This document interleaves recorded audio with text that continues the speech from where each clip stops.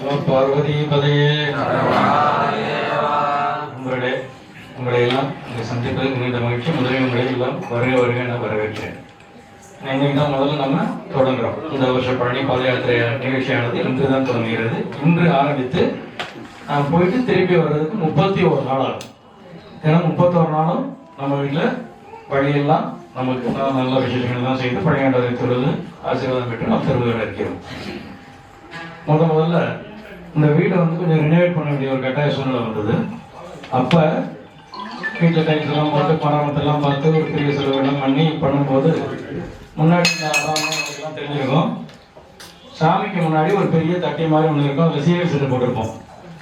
அந்த சீரியல் செட்டை தொட்டதுக்கப்புறம் தான் தெரிஞ்சு அதுக்கு பின்னாடி எல்லாமே கொட்டி போயிருந்தது. பெரிய கோபுரம்லாம் முன்னாடி இருந்துச்சு. இப்போ எப்படி இருக்கோ அதே கோபுரம்லாம் முன்னாடி இருந்துச்சு ஐயா காலத்தில். அந்த முன்னாடி இந்த செட்டெல்லாம் வச்சு மறைச்சோன்னு அந்த பின்னாடி கொட்டியிருந்ததே யாருக்கும் தெரியல. எடுத்து பார்த்ததுக்கப்புறம் தான் தெரிஞ்சு ஃபுல்லாக உள்ளுக்குள்ள எல்லாம் கொட்டி போயிருந்தது.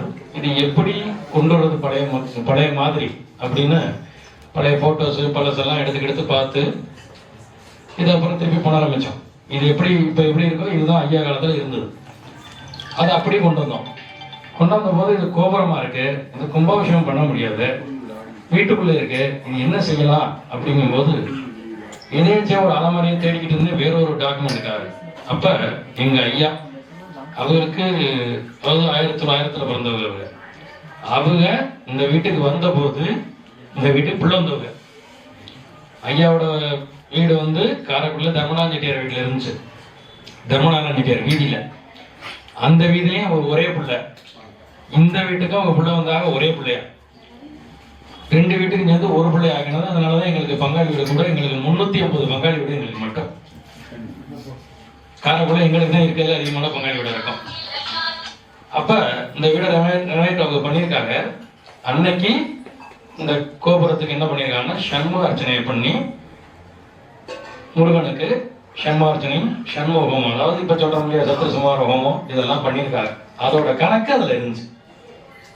எதேச்சா பார்க்க போகுது அப்புறம் தான் தெரிஞ்சு இது நம்ம பண்ணுனா அந்த கோபுரத்தை கை வச்சா சத்திர சுமார ஹோமம் பண்ணி சண்முகார்ச்சனை பண்ணணும்னு. சரி இது எப்படி செய்யறது அப்படிங்கிறதுக்காக நான் மானாமர சாமிகிட்ட போயிருந்தேன். இதெல்லாம் எதேச்சியா நடந்தது. ஜஸ்ட் ஒரு பார்த்து பண்ணி எப்படி எல்லாம் பண்ணணுங்கிறதுக்காக போயிருந்த போது சாமி சொன்னாங்க, நல்லா பண்ணேன்ப்பா, நீ நல்லா பண்ணலாம் அப்படின்னாங்க. நாங்கள் பேசிக்கிட்டு இருக்கும்போது வைரவ குருக்கட் வந்தார். அப்போ அவருக்கு வாய் பேச முடியல. அதாவது இந்த சண்முகார்ச்சனை மகிமையை சொல்றதுக்காக சொல்றேன். அவருக்கு அப்போ பேச முடியாது. அவர் வந்து இந்த பக்கம் உட்கார்ந்தாரு. நாங்கள் ஒரு பக்கம் பேசிக்கிட்டு இருந்தோம், அவர் ஒரு பக்கம் உட்கார்ந்தாரு. யாரை வச்சு செய்யலாம் அப்படின்னு பேசிக்கிட்டு இருக்கும்போது சாமி சொன்னாங்க, இந்த வைரவ குருக்களே வச்சு பண்ணிவிடுவோமே அப்படின்னாங்க. அவரால் பேச முடியாது. அவர் எந்திரிச்சு வந்து அவருக்கு கண்ணீர் கொட்டுது. இப்போ நான் சொன்னேன், ஐயா நீங்க எங்க வீட்டுல பண்ணுங்க, முதல்ல நீங்க வந்து பிள்ளையார் சொல்லி போடுங்க, பேச்சு தன்னால வரும்னு சொன்னேன். அதே மாதிரி முதல் வருஷம் நம்ம நடத்தணும். ஒரு வருஷம் தான் நடத்தணும்.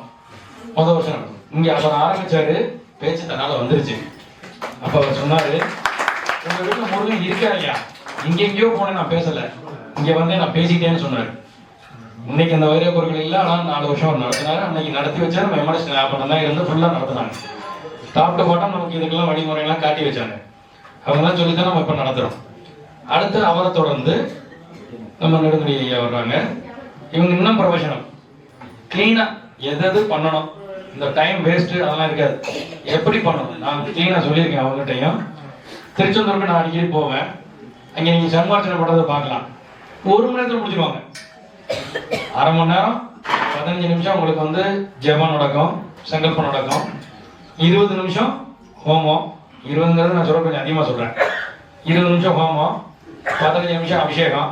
அடுத்து கையில் எல்லாத்தையும் கொடுத்து போக சொல்லிடுவாங்க. 35,000 ரூபா மினிமம். இப்போ எல்லாமே 1 ஹவர் பேக்கேஜ் சிஸ்டம் மாதிரி வந்துருச்சு.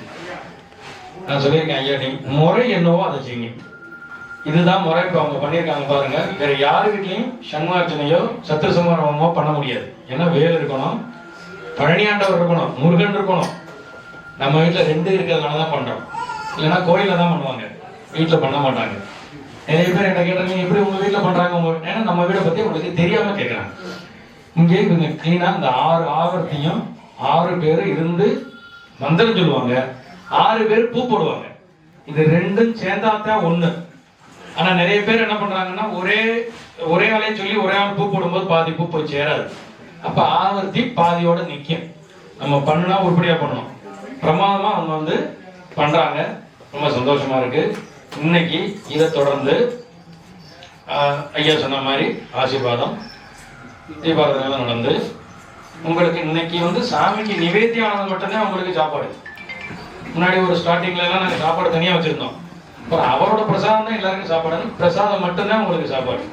இன்னைக்கு சாயங்காலம் பஜனை இருக்கும். 7 மணிலேருந்து 8:30 மணி வரைக்கும் பஜனை இருக்கும். இன்னைக்கு நாளையிலேருந்து திருப்பூர் ஸ்டார்ட் ஆகும். நாளைக்கு சம்பந்த குருக்கள் ஐயா வர்றாங்க.